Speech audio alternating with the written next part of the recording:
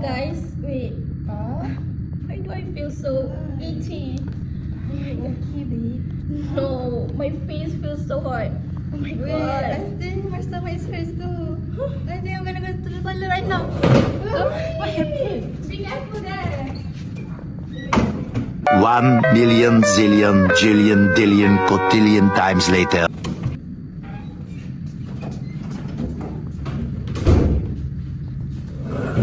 Wait, what's going on? How come both of you are sick at the same time? I mean, like, should I call the lecturer? Or maybe the ambulance? No, I just ate some peanuts. No, I didn't eat anything. I'm just drinking milk. Guys, relax. No one is cursed, no one is dying, and we'll probably not the ambulance.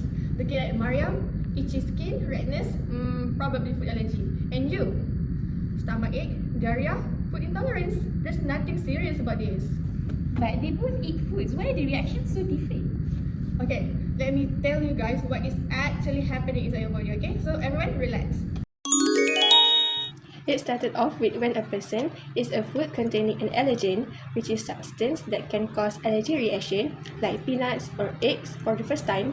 Their immune system will mistakenly identify certain protein in that food as harmful.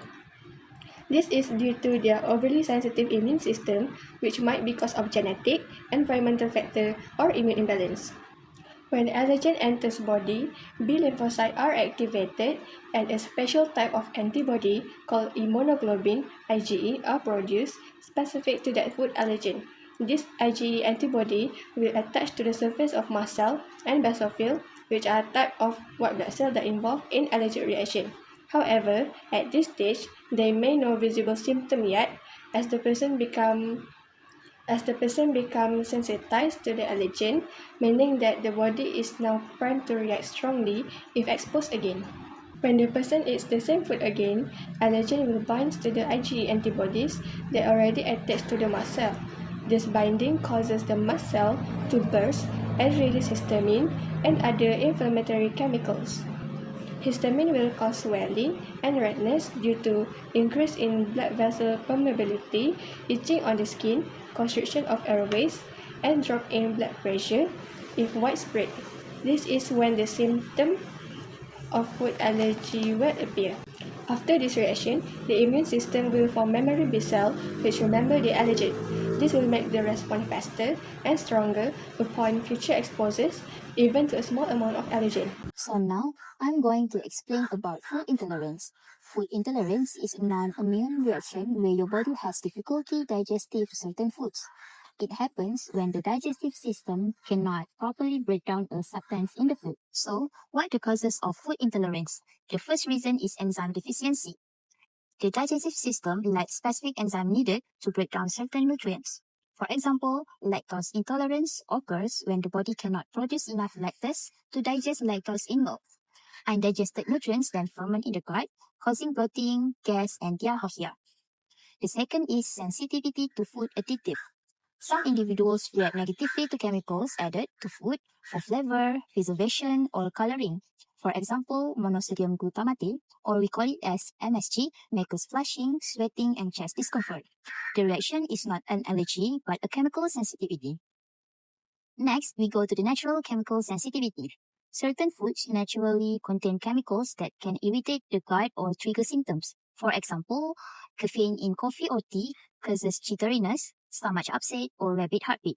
Other than that, histamine and cheese or fermented food can cause headaches or skin flushing. The body struggles to break down or tolerate these chemicals. And the last one is psychological factors or stress. Stress and anxiety can influence digestion, making a person more sensitive to certain foods. The brain-gut connection may cause mild foods to trigger symptoms during emotional distress. This is not the main cause, but can worsen the intolerance. Okay, what will happen if this food intolerance untreated by the patient? First, they might have chronic digestive discomfort. This is because when intolerance are not managed, symptoms like bloating, cramps, diarrhea, and gas continue to happen repeatedly. The second complication is unintentional weight loss. Some people over-restrict their diet out of fear of symptoms. They may eat fewer calories or skip meals to avoid discomfort. And the last one is untreated food intolerance with increased food sensitivity over time. If irritation in the gut continues, the digestive system becomes more sensitive. Food that were previously tolerated may start to trigger symptoms. Alright, continuing from that, I will compare between food allergies and food intolerance. Food allergies are caused by the immune system. The body mistakenly identifies a food protein as harmful and produces IgE antibodies. This triggers the release of histamine, which leads to fast reactions like swelling, itching, or even difficulty of breathing. A tiny amount of the food can trigger this response, and in severe cases, it can be life-threatening, so treatment has to be immediate. Food intolerance is different because it involves the digestive system. It usually happens when the body lacks certain enzymes such as lactase for digesting dairy. Since the food isn't properly broken down, it stays in the gut and causes discomfort. The reaction is more slower, requires a larger amount of food, and is never life-threatening, just unpleasant. So, for food allergies, common symptoms include itchy skin, hives, swelling of the lips or face, breathing difficulty, throat tightness, vomiting, and in severe cases such as anaphylaxis. Meanwhile, for food intolerance shows mostly digestive symptoms like bloating, gas, diarrhea, stomach cramps, nausea, and sometimes headache. Oral food challenge. What is an oral food challenge? An oral food challenge is a carefully controlled test where patient eats small amounts of suspected food to check whether a true food allergy exists. It is the most accurate diagnostic method and is performed only under professional supervision. The test is always done in a hospital or a clinic because a serious allergic reaction is possible. First thing first is pre-check. Doctor checks your health condition, recent skin or blood test results are reviewed, and you must avoid the suspected food for several days before the test. Second is step-by-step eating, which is you will be given the suspected allergenic food in a very tiny amounts at first. What is component resolved diagnosis, or we can call a CRD? CRD is an advanced allergy blood test that identifies exactly which specific proteins in a food you are allergic to. This gives much more detailed information than the usual IgE blood test. Why CRD is important? Traditional tests only tell you you're allergic to peanuts, but CRD tells you which peanut proteins causes your reaction, and this helps the doctors know how severe the allergy is. Some proteins are linked to mild symptoms, while some proteins linked to anaphylaxis symptoms.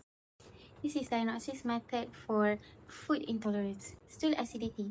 For infants, the stool acidity test help diagnose lactose intolerance in babies and young children, especially when they cannot safely perform other tests like the hydrogen breath test. So this test checks the acidity, which is the pH of the baby's stool, to see whether lactose is being properly digested. And why this test is used for infants? Because infants, they cannot fast easily, they cannot cooperate with breath tests, they also may have symptoms that look similar to other conditions, so this tool is simpler and more suitable.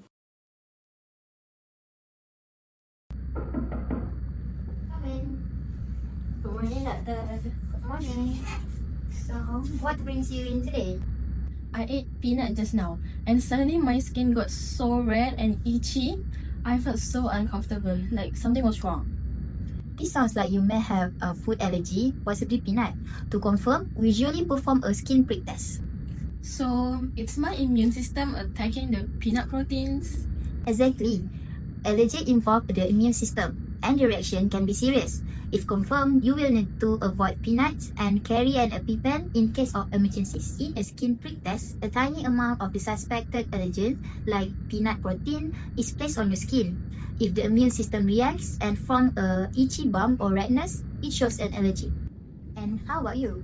Doctor, every time I drink milk, my stomach hurts and I get bloated and I feel so gassy. Those symptoms suggest lactose intolerance, not an allergy. Food intolerance doesn't involve the immune system. It happens when your body can digest certain food components. So, how do we confirm it? To confirm, there are two ways. First, hydrogen breath test. You will drink a lactose solution. If your body can digest it, bacteria in your gut creates excess gas and hydrogen, which we can measure in your breath. The second is elimination diet. You will avoid a dairy for about 2 weeks. If symptoms disappears and return when you drink milk again, that confirm lactose intolerance.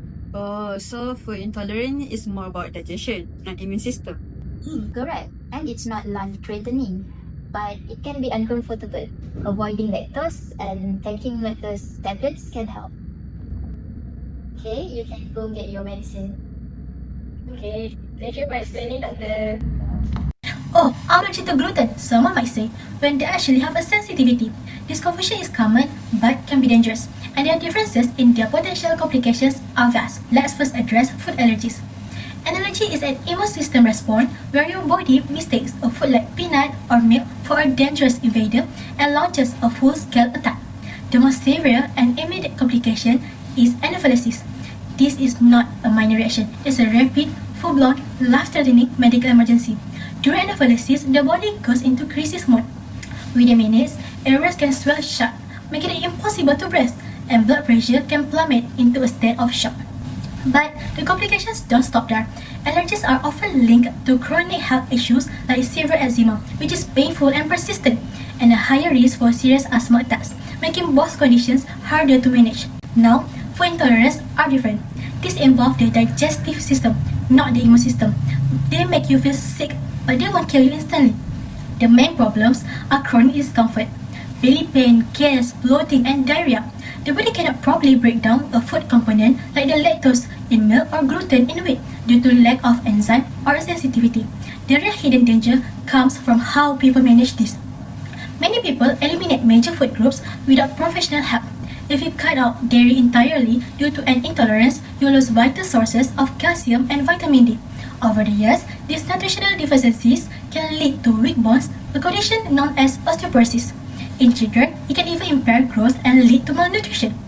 You might also feel super tired all the time or miss out on important vitamins, which can affect your long-term health. Next, we will move to prevention of food intolerance and allergy. First, read food labels when we're buying products. Always check and identify the products that have any allergens products. Second, avoid cross-contamination. Be meticulous about preventing the transfer of food ingredients like peanuts, milk, and eggs. Third, communicate with caregivers. Inform families, teachers, and caregivers about their food allergies and ensure they know how to react when emergency happens. Fourth, plan for any social event. Bring your own safe snacks and foods to social gathering or when eating outside. Other than that, people need to identify and avoid trigger products because that's the best approach and there is no cure. Always carry your medication like epinephrine auto-injectors with you every time. Wear a medical alert like bracelet and necklace that lists all your food allergy. Consult a professional doctor to have a personalized advice and to create a nutritional plan. For infants, you need to introduce food allergens early, around 4 to 6 months of ages. Do not delay any introduction of allergenic foods. Always keep continue breastfeeding and introduce a variety of type of diet.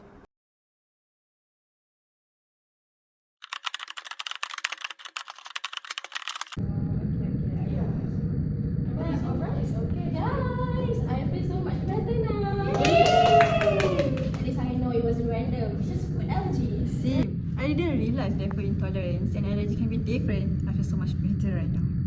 See, knowing what trigger you will be really help. Always remember to check food labels before consuming any product. Exactly. And remember, food allergies can be serious, so be alert, guys.